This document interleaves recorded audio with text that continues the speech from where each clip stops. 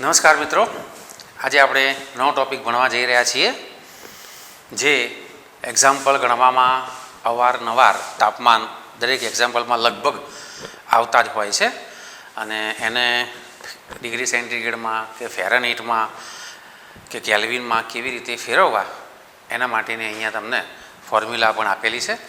તો તાપમાન વિશેની વાત કરીએ તો આપણો પ્રશ્ન છે કે તાપમાન વિશે સમજાવો. હવે તાપમાન વિશે સમજાવો પહેલાં હું તમને કહી દઉં મિત્રો કે આપણા દેશમાં તાપમાન સામાન્ય રીતે પર્યાવરણનું જે તાપમાન માપીએ છીએ તે ડિગ્રી સેન્ટીગ્રેડમાં હોય છે. તમે જોતા હશો સમાચારમાં, ન્યૂઝમાં કે તાપમાન ત્યાં તમને ગુજરાતમાં અમદાવાદનું તાપમાન તો કે 28 ડિગ્રી સેન્ટીગ્રેડ, 35 ડિગ્રી સેન્ટીગ્રેડ વગેરે વગેરે તો ડિગ્રી સેન્ટીગ્રેડમાં જ માપીએ છીએ. પણ વિદેશમાં મિત્રો તાપમાન ફેરનહીટમાં મપાય છે. વિદેશમાં તાપમાન ફેરનહીટમાં માપવામાં આવે છે અને વૈજ્ઞાનિકો જે પ્રયોગ કરે છે તો એ વખતે તાપમાન કેલ્વિનમાં માપવામાં આવે છે. તો આ ત્રણ જે વાત કરી એના ઉપરથી તમને એટલો તો ખ્યાલ આવી જ ગયો હશે કે તાપમાન માપવા માટેના અહીંયા ત્રણ એકમો છે: ડિગ્રી સેન્ટીગ્રેડ, ડિગ્રી ફેરનહીટ અને કેલ્વિન. સામાન્ય રીતે આપણે બોડીનું તાપમાન છે એ ડૉક્ટર જે માપે છે એ ફેરનહીટમાં જ માપે છે. આપણને કહી દે એક તાવ આવ્યો તો તમારે 102 તાવ, પણ 102 ફેરનહીટ છે એવું નથી કહેતા અને આપણે 102 તાવ એવું સમજી લઈએ છીએ. આપણે પણ ડિગ્રી સેન્ટીગ્રેડ કે ડિગ્રી ફેરનહીટ એવું આપણે કોઈ ઉલ્લેખ કરતા નથી, પણ ફેરનહીટમાં જ હોય. ડિગ્રી સેન્ટીગ્રેડમાં એટલું તાપમાન હોય તો શું થાય છે મિત્રો તમે સમજી શકો છો. ચલો તો આપણે વાત કરીએ કે તાપમાન માપવા માટે એસઆઈ એકમ તો કેલ્વિન છે, જે અગાઉ આપણે ભણી ગયા. એસઆઈ એકમ કેલ્વિન છે. એ સિવાયના તાપમાન માપવા માટેના વ્યવહારમાં બીજા બે એકમો પણ ઉપયોગમાં લેવાય છે અને એ એકમો છે ડિગ્રી સેન્ટીગ્રેડ એટલે કે સેલ્સિયસ અને ડિગ્રી ફેરનહીટ એટલે કે ફેરનહીટ. આ એકમો વચ્ચેનું આ ત્રણ એકમો ડિગ્રી સેન્ટીગ્રેડ, ડિગ્રી ફેરનહીટ અને કેલ્વિન, આ ત્રણેય એકમો વચ્ચેનો સંબંધ એ આ પ્રમાણેનું છે સૂત્ર. આ સૂત્ર તમારે યાદ રાખવાનું થશે. ડિગ્રી ફેરનહીટ બરાબર 9/5 ઇન્ટુ ડિગ્રી સેન્ટીગ્રેડ પ્લસ 32. ફરીવાર ડિગ્રી ફેરનહીટ બરાબર 9/5 ઇન્ટુ ડિગ્રી સેન્ટીગ્રેડ પ્લસ 32. તો આ એક ફેરનહીટ અને સેન્ટીગ્રેડ વચ્ચેનો સંબંધ, અને બીજો કેલ્વિન અને ડિગ્રી સેન્ટીગ્રેડ વચ્ચેનો સંબંધ પણ આ છે. કેલ્વિન બરાબર ડિગ્રી સેન્ટીગ્રેડ વત્તા 273.15. કેલ્વિન બરાબર ડિગ્રી સેન્ટીગ્રેડ વત્તા 273.15. પણ સામાન્ય રીતે આપણે એક્ઝામ્પલની જે ગણતરી કરીશું એમાં આ જે 0.15 છે કિંમત, એ 0.15 એનો આપણે ઉપયોગમાં લેતા નથી, એને આપણે એવોઇડ કરીએ છીએ. તો પછી સિમ્પલ સૂત્ર શું બની ગયું? કેલ્વિન બરાબર ડિગ્રી સેન્ટીગ્રેડ વત્તા 273. હવે આ ક્યાં ઉપયોગમાં આવશે હું તમને કહી દઉં કે માનો કે એક્ઝામ્પલમાં તમને આપેલું હોય કે 25 ડિગ્રી સેન્ટીગ્રેડ તાપમાને 100 આખી રકમ, તો જ્યારે તમે એનો ઉપયોગ કરો દાખલો ગણવા માટે ત્યારે સેન્ટીગ્રેડ નહીં ચાલે, આપણે કેલ્વિનમાં ફેરવવું પડશે. તો શું કરવું પડે? 25 ડિગ્રી સેન્ટીગ્રેડમાં 273 એડ કરી દેવાના. સિમ્પલ. આ 25 લખો અહીંયા અને અહીંયા 273, 25 વત્તા 273 એટલે કેલ્વિનમાં એ તાપમાન રૂપાંતરિત થઈ જાય. કેટલા કેલ્વિન થાય મિત્રો? 298 કેલ્વિન. કોઈ જગ્યાએ 27 ડિગ્રી સેન્ટીગ્રેડ તાપમાને એવી રકમ આપેલી હોય તો 27માં 273 ઉમેરી દો એટલે આપણા 300 કેલ્વિન થઈ જાય. આવી રીતે તમારે ઉપયોગ કરવાનો રહેશે. અને જો સીધું રકમમાં કેલ્વિન આપી દીધેલું હોય તો કોઈ પ્રશ્ન રહેતો નથી. હવે આ ત્રણેય વચ્ચેનો સંબંધ આ પ્રમાણે છે. ત્રણેય વચ્ચેનો સંબંધ શું સંબંધ છે? 0 ડિગ્રી સેન્ટીગ્રેડ તાપમાન એટલે એ 32 ફેરનહીટ જેટલું તાપમાન થાય અને કેલ્વિનમાં એ 273 કેલ્વિન થાય. 0 ડિગ્રી સેન્ટીગ્રેડ એટલે 32 ડિગ્રી ફેરનહીટ તાપમાન થયું કહેવાય અને કેલ્વિનમાં 273. સિમ્પલ. જો અહીંયા 0 ડિગ્રી મૂકી દો, આ કેન્સલ, તો શું થયું? કેલ્વિનમાં 273, કારણ કે આ તો 0 થઈ ગયું એટલે કેલ્વિનમાં 273, તો 0 ડિગ્રી સેન્ટીગ્રેડ એટલે 273 થઈ જાય.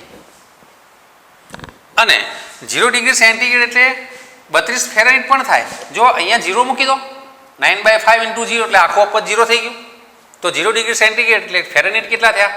32 ફેરનહીટ થાય. એટલે આ સંબંધ પણ તમે મિત્રો સમજી ગયા છો.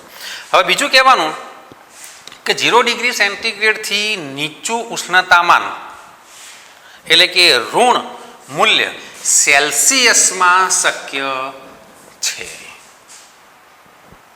0 ડિગ્રી સેન્ટીગ્રેડ કરતાં નીચું તાપમાન એટલે કે ઋણ મૂલ્ય સેલ્સિયસમાં શક્ય છે.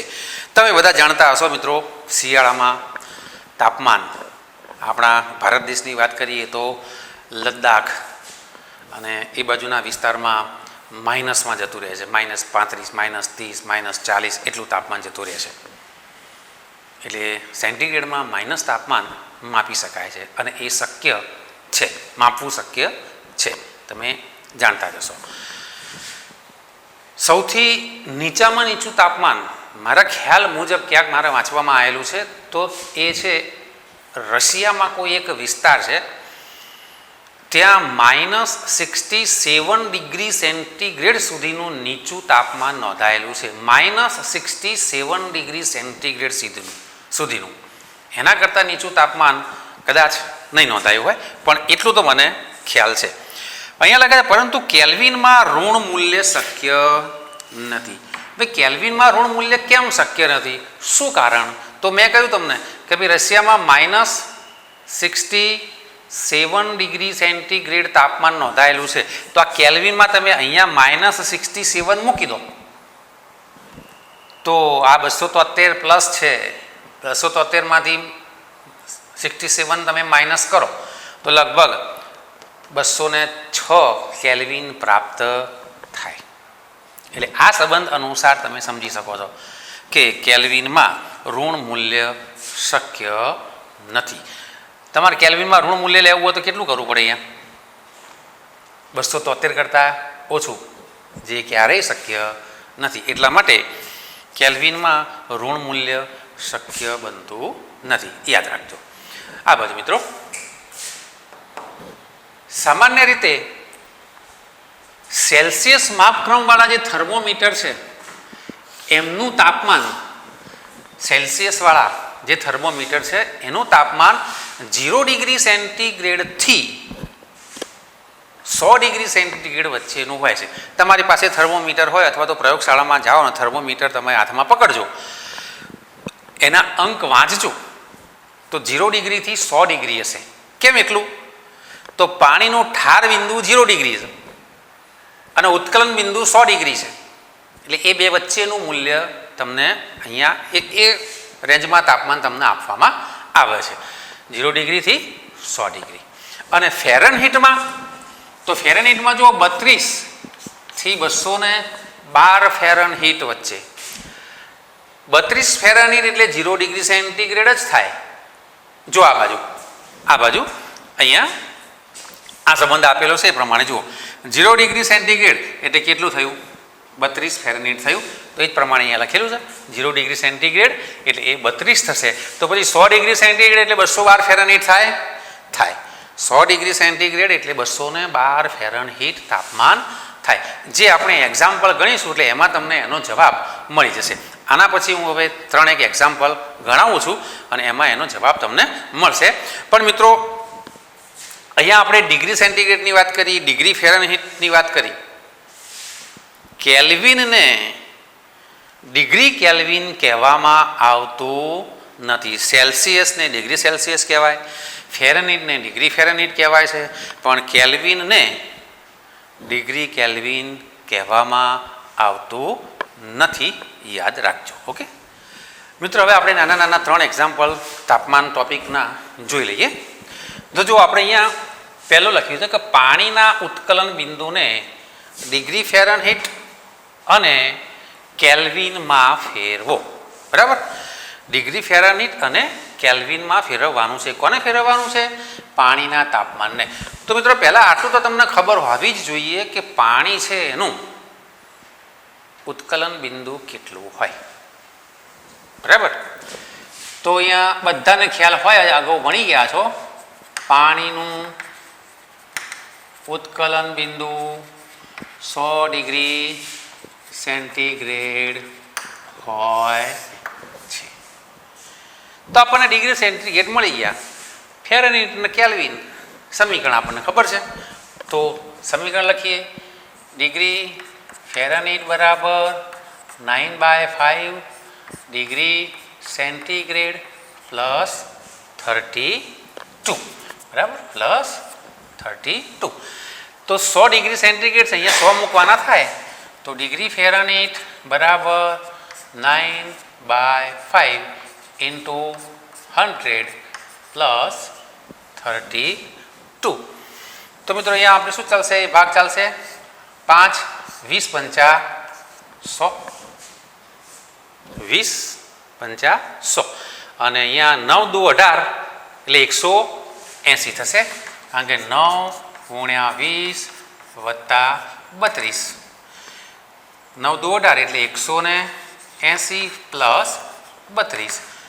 તો શું થશે? 180 પ્લસ 32 એટલે 212 ફેરનહીટ થાય. તો આટલું તાપમાન તમને જોવા મળે. મેં અગાઉ કહ્યું હતું કે 100 ડિગ્રી સેન્ટીગ્રેડ એટલે 212 ફેરનહીટ. તો એ પણ અહીંયા સાબિત થઈ ગયું. 100 ડિગ્રી સેન્ટીગ્રેડ એટલે તાપમાન કેટલું? 212 ફેરનહીટ થાય. હવે બીજું શામાં ફેરવવાનું છે? કેલ્વિનમાં. તો સિમ્પલ વસ્તુ છે. કેલ્વિન બરાબર ડિગ્રી સેન્ટીગ્રેડ વત્તા 273. તમારે અહીંયા 100 ઉમેરવાના થાય. 100 વત્તા 273 કેટલા થાય? 373. તો કેલ્વિનમાં આપણને 373 જવાબ મળે, અને ફેરનહીટમાં 212 ડિગ્રી ફેરનહીટ જવાબ મળે. આ સૂત્ર ઉપરથી 2 સૂત્રનો ઉપયોગ કરો એટલે તમને અહીંયા જવાબ સરળતાથી મળી જાય. ચલો મિત્રો, હવે આપણે એક બીજો એક્ઝામ્પલ જોઈએ કે 298 કેલ્વિનને ડિગ્રી સેન્ટીગ્રેડ અને ડિગ્રી ફેરનહીટમાં ફેરવો. 298 કેલ્વિન છે, એને તમારે શેમાં ફેરવવાના છે? ડિગ્રી સેન્ટીગ્રેડ અને ડિગ્રી ફેરનહીટમાં ફેરવવાના છે. બરાબર. તો તમારી પાસે સૂત્ર છે કેલ્વિન બરાબર ડિગ્રી સેન્ટીગ્રેડ વત્તા 273. કેલ્વિન કેટલા લેવાના? અહીંયા 298 લઈ લો. ડિગ્રી સેન્ટીગ્રેડ વત્તા 273. ડિગ્રી સેન્ટીગ્રેડના સૂત્રનો કરતા બનાવો એટલે આ પદ આ બાજુ આવશે. તો ડિગ્રી સેન્ટીગ્રેડ બરાબર 298 માઇનસ 273 એટલે 25 થાય. 25 થશે. અને આમાં મેં તમને કહ્યું હતું કે 25 ડિગ્રી સેન્ટીગ્રેડ અહીંયા મૂકો, 273 ઉમેરો એટલે 298 કેલ્વિન થઈ જાય ટોપિક ચલાવે વખતે. તો આટલું સરળ છે. હવે ફેરનહીટમાં ફેરવી દઈએ તો ફેરનહીટ માટે આ સૂત્ર લખવાનું. ચલો હું ફરી વાર લખું. ડિગ્રી ફેરનહીટ બરાબર 9/5 ડિગ્રી સેન્ટીગ્રેડ પ્લસ 32. હવે કેટલા ડિગ્રી સેન્ટીગ્રેડ શોધ્યા આપણે? તો 25 શોધ્યા. તો અહીં 25 મૂકવાના થાય. તો અહીંયા 9/5 ઇન્ટુ 25 પ્લસ 32 ભાગ ચાલશે. અહીંયા 5 ભાગ ચાલે, પછી 25, 9 50 45. તો 45 વત્તા 32, 45 વત્તા 32 એટલે 5 ને 2 7, 4 ને 3 7. તો ડિગ્રી ફેરનહીટમાં આપણને જવાબ મળે 77 ડિગ્રી ફેરનહીટ. એટલે 298 કેલ્વિન તાપમાન એટલે 25 ડિગ્રી સેન્ટીગ્રેડ, અને 298 કેલ્વિન તાપમાન એટલે 77 ડિગ્રી ફેરનહીટ થાય. આ સિમ્પલ ઉદાહરણ છે, એકદમ સરળ એક્ઝામ્પલ છે. હવે મિત્રો ત્રીજો એક્ઝામ્પલ ગણી લઈએ કે કયા તાપમાને ડિગ્રી સેન્ટીગ્રેડ અને ડિગ્રી ફેરનહીટ સમાન થશે. એકદમ સરળ છે. કેટલા તાપમાને થાય? તો જુઓ, આપણે સમીકરણ આ બંને સંબંધ વચ્ચેનું સમીકરણ એટલે અહીંયા આપણે લખીશું ડિગ્રી ફેરનહીટ બરાબર 9/5 ડિગ્રી સેન્ટીગ્રેડ પ્લસ 32. જો બંનેની વાત કરવાની છે. તો હવે અહીંયા બંનેનો સરખા કરવાના છે તો આપણે ધારી લઈએ કે ધારો કે ડિગ્રી ફેરનહીટ એટલે ડિગ્રી સેન્ટીગ્રેડ છે, તો અહીંયા ફેરનહીટની જગ્યાએ તમે ડિગ્રી સેન્ટીગ્રેડ મૂકી શકો, ચાલો. અથવા અહીંયા ડિગ્રી સેન્ટીગ્રેડની સેન્ટીગ્રેડની જગ્યાએ ફેરનહીટ પણ તમે મૂકી શકો છો, બંને ચાલે. આપણે અહીંયા સેલ્સિયસ મૂકીએ તો અહીંયા લખું ડિગ્રી સેન્ટીગ્રેડ બરાબર 9/5 ઇન્ટુ ડિગ્રી સેન્ટીગ્રેડ પ્લસ 32. હવે અહીંયા છેદમાં 5 છે એટલે 1, 2 ને 3 ત્રણે પદના આપણે 5 વડે ગુણી દઈએ તો અહીંયા 5 ડિગ્રી સેન્ટીગ્રેડ પ્લસ ને equal to 9 degree centigrade into 5 છેદમાં 5, 5 કેન્સલ એટલે સીધું 9 ડિગ્રી સેન્ટીગ્રેડ મૂકશો તો હવે વાંધો નહીં. અહીંયા 32 × 5 એ ભૂલતા નહીં, બરાબર. તો અહીંયા 5 ડિગ્રી સેન્ટીગ્રેડ બરાબર 9 ડિગ્રી સેન્ટીગ્રેડ પ્લસ 32 × 5 એટલે 32 × 5 160 થાય, બરાબર. 5 તારી 15 ને 5 દુ 10 એટલે 160 થશે. ચલો હવે શું કરીએ તો 160 આ બાજુ લઈ જઈએ, 5 ડિગ્રી આ બાજુ લઈ જઈએ તો 160 આ બાજુ આવશે એટલે શું થશે માઇનસ 160 થશે અને આ બાજુ જશે એટલે 9 degree centigrade minus 5 degree centigrade એટલે અહીંયા બાદ બાકી કરો એટલે 4 ડિગ્રી સેન્ટીગ્રેડ કોના બરાબર 160 બરાબર. તો ડિગ્રી સેન્ટીગ્રેડ બરાબર માઇનસ 160 ભાગ્યા 4,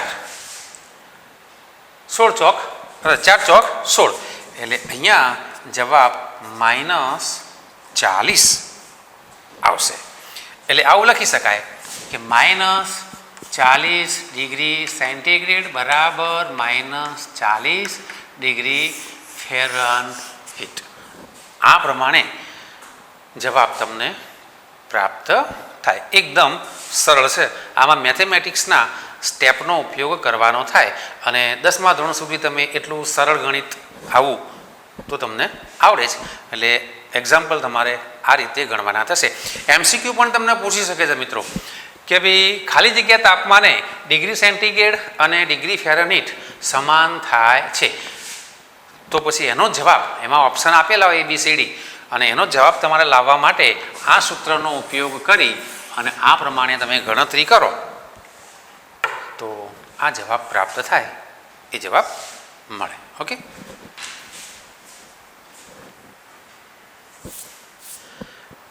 ચલો મિત્રો હવે આપણે એક નવો અને અગત્યનો ટોપિક મેથેમેટિક્સ છે, બીજું કશું જ નથી અને સિમ્પલ મેથેમેટિક્સ છે.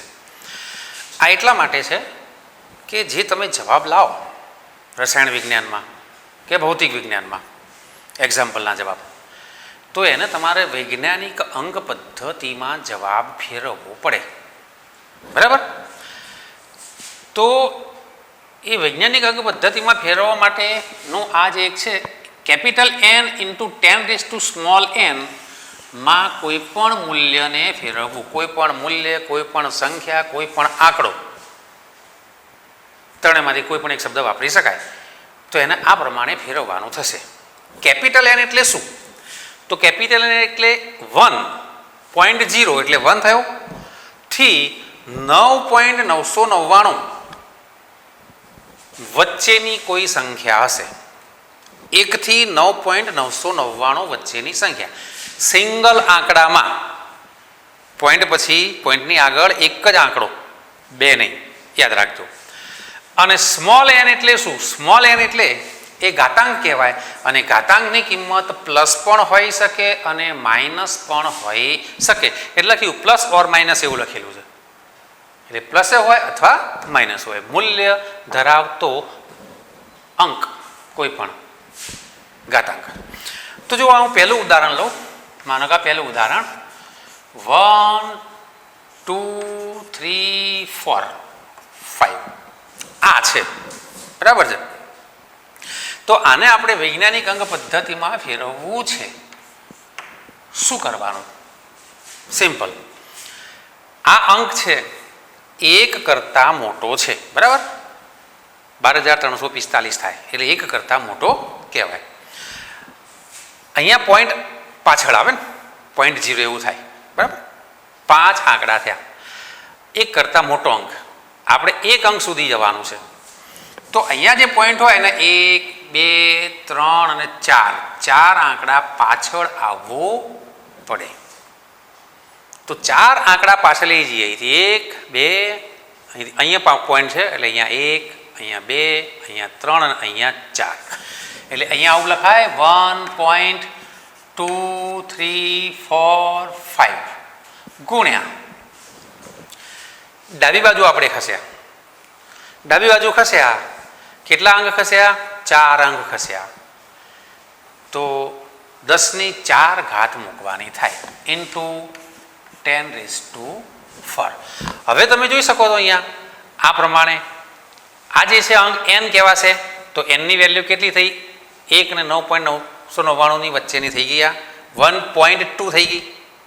2, 3, 4, 5 જે હોય તે 1.2 એટલે આ મૂલ્યની વચ્ચેનું મૂલ્ય આ થઈ ગયું.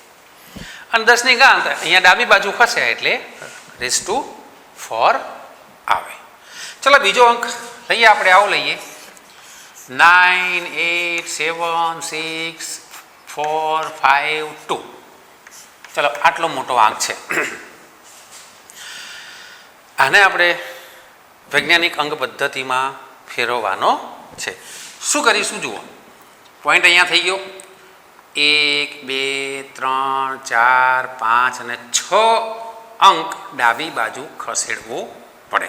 કારણ કે આ આંકડો 1 કરતાં મોટો છે ને 1 કરતાં મોટો હતો ડાબી બાજુ જવું પડે. અને ડાબી બાજુ ખસો તો એટલો ઘાતાંક ધન આવે. કેટલા આંકડા ખસ્યો? 1, 2, 3, 4, 5 અને 6. એટલે આવું થયું 9.8, 7, 6, 4, 5, 2 ઇન્ટુ 10⁻1, 2, 3, 4, 5, 6 ઇન્ટુ 10⁻6. આ પ્રમાણેનો જવાબ પ્રાપ્ત થશે. બરાબર છે. ચલો ત્રીજું ઉદાહરણ લઉં. માનો કે આ પ્રમાણે છે 1, 2, 3, 4, 5, 6, 7, 8 લખી. ચલો આટલા બધા આંકડા લખ્યા. તો આ સંખ્યા પણ 1 કરતાં મોટી થઈ. પોઈન્ટ અહીંયા કહેવાય 1, 2, 3, 4, 5, 6, 7 અને 8 આંકડા મારે ડાબી બાજુ ખસવું પડે. એટલે જવાબ મળે 2.1, 2, 3, 4, 5, 6, 7 અને 8. એટલે અહીંયા 10⁸ આવો જવાબ આવે. ચોથું ઉદાહરણ લઈ લઉં. અહીંયા 345.962 કોઈ પણ આંક લખી શકાય. તો હવે પોઈન્ટ છેલ્લે નથી, પોઈન્ટ વચ્ચે છે. આ પોઈન્ટ આપણે કેટલા આંકડા ખસેડવું પડશે? આ અંક 1 કરતાં મોટો થઈ ગયો. તો આ પોઈન્ટ 1, 2 પોઈન્ટ ખસેડવા પડશે.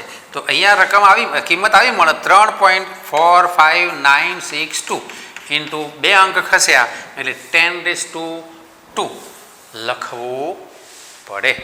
બરાબર. તો શું થયું? સંખ્યા 1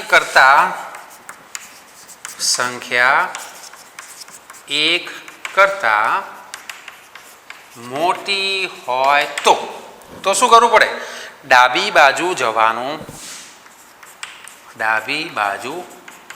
જવાનું થાય. અને ઘાતાંક કેટલો? અને ઘાતાંક 1 કરતાં ઘાતાંક ધન આવશે. મારી લખવામાં ભૂલ થઈ. ઘાતાંક તેટલો ધન આવે. ઘાતાંક તેટલો ધન આવે. જો મિત્રો આ પ્રમાણેની વાત થાય. આ હવે આપણે ડાબી બાજુ ખસ્યા હતા, એવી રીતે જમણી બાજુ ખસવાનું આવે. તો જમણી બાજુ ક્યારે ખસાય? તો મૂલ્ય 1 કરતાં નાનું હોય તો જો અહીંયા આપણે એનું ઉદાહરણ લઈએ. માનો કે પહેલું ઉદાહરણ લઈ લઉં 0.0002. આ છે, સમજી શકો છો મિત્રો તમે. અંક 1 કરતાં નાનો છે. બરાબર. આના કરતાં તદ્દન ઓપોઝિટ વાત છે. તો આ પોઈન્ટ છે 1, 2, 3 અને 4 આંકડા ખસે. 4 આંકડા કઈ બાજુ ખસે?